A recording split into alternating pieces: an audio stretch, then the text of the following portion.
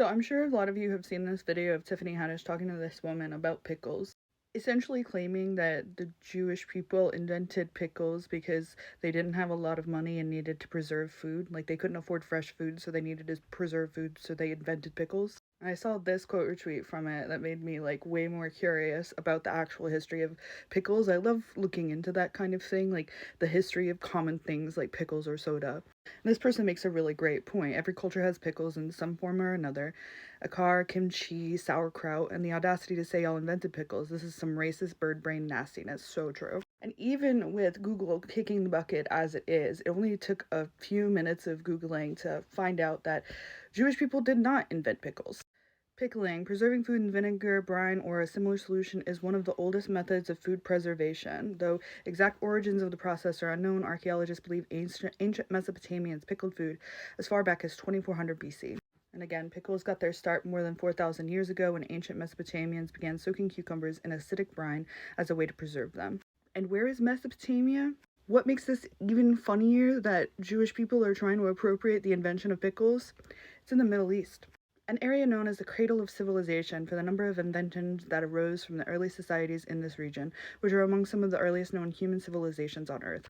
Cleopatra loved pickles, credited them with contributing to her health and legendary beauty. She also gave them to the troops to make them strong.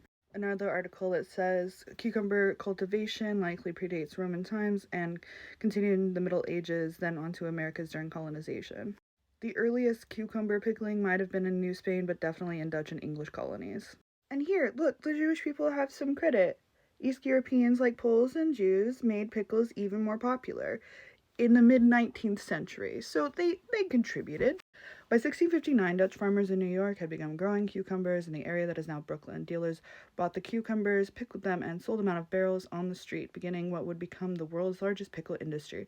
Later waves of immigration to New York in the late 19th and early 20th centuries, including large numbers of Eastern European Jews who introduced kosher dill pickles to America, would cement the city's place at the center of the pickle world.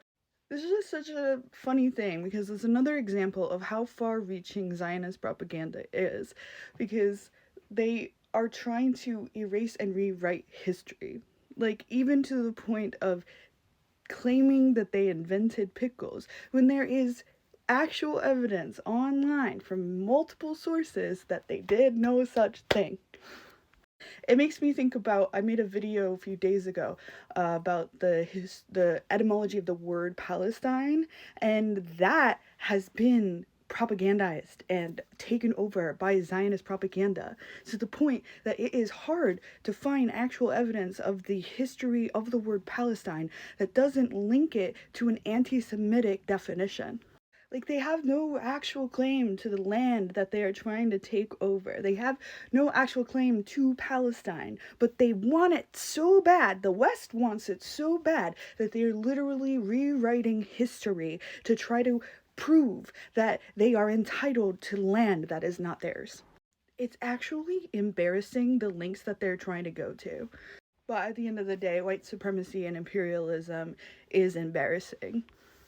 It's like a 2-year-old seeing another 2-year-old with a lollipop and being like, that's my lollipop because I want it. I saw you with it and decided it's mine because I want it so bad, and I'm gonna take it and say that it was mine all along. Like, grow up.